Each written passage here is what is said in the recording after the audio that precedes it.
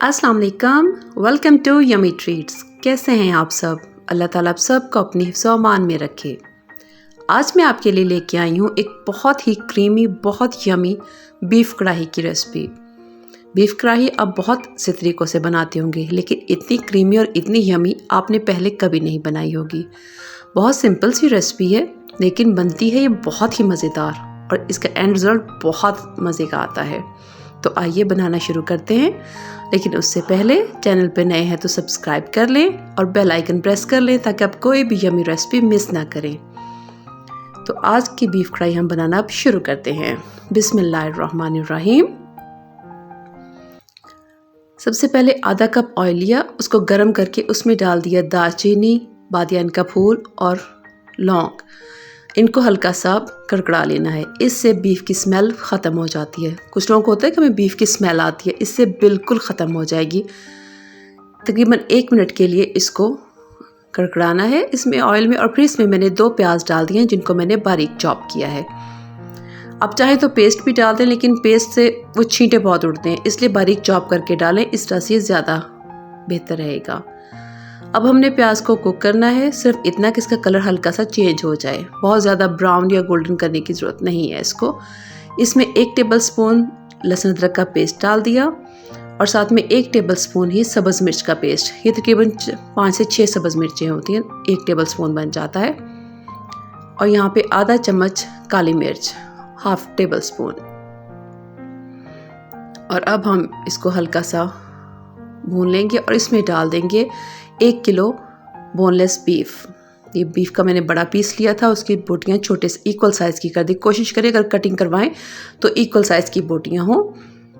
अब हमने इसको कुक करना है जब तक इसका कलर अच्छे से चेंज हो जाए और इसने पानी काफ़ी सारा छोड़ देना है। इसका पानी ऑलमोस्ट जब तक खुश्क नहीं हो जाता। अब इसमें जाएगा 1 टेबलस्पून नमक, 1 टीस्पून धनिया पाउडर, 1 टीस्पून ज़ीरा पाउडर, 1 टीस्पून हल्दी,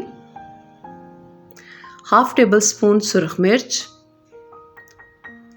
और ½ टेबलस्पून ही चिली फ्लेक्स।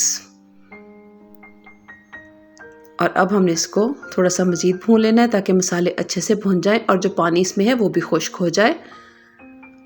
पहले से भूनने से ये होता है कि इसका टेस्ट बहुत बढ़ जाता है। और यहाँ पे मैंने 2 टमाटर को ब्लेंड करके वो इसमें शामिल कर दिया। और अब इसके बाद इसमें हम डाल देंगे पानी, इसको गलाने के लिए बीफ को। जितना ज़रूरत हो आप अपने हिसाब से पानी इसमें शामिल कर सकते हैं। अब चाहें तो इसे प्रेशर कुकर में भी बना सकते हैं, जल्दी बन जाएगा, वरना फिर मीडियम फ्लेम पे आप कढ़ाई में भी इसको बना सकते हैं जब तक कि ये बीफ बहुत अच्छे से गल ना जाए। ये देखिए बीफ बहुत अच्छे से गल चुका है और अब हम ये खड़े मसाले जो है इसमें से निकाल देंगे। इनका काम यहाँ पे ख़त्म हो चुका है। अब देख रहे हैं कि इसने ऑयल छोड़ना शुरू कर दिया है। और अब यहाँ पे इसमें मैं 1 कप दही डालूंगी। जैसे मैंने पहले कहा, ये बहुत ही क्रीमी सी इसका टेक्सचर बनता है और उस क्रीमी टेक्सचर के लिए इसमें 1 कप दही जाएगा और एक बाद में इसमें जाएगी क्रीम। इसको दही को अच्छे से भूना और अब इसमें आधा कप क्रीम। आप चाहें तो पैकेट की क्रीम इस्तेमाल करें, लेकिन मैं मलाई घर की जो दूध से उतारते हैं वो इस्तेमाल करती हूँ। कोशिश किया करें कि प्रोसेस फूड डब्बे के जो इस पैकिंग में आती है, पैकिंग में चीज़ें आती हैं, वो कम इस्तेमाल करें। बहुत अच्छे से भून लिया और ये देखिए हमारी मज़ेदार बहुत ही क्रीमी और यमी सी बीफ कढ़ाई जो है वो बनके तैयार हो चुकी है। ये देखने में आपको किस कदर यमी लग रही है।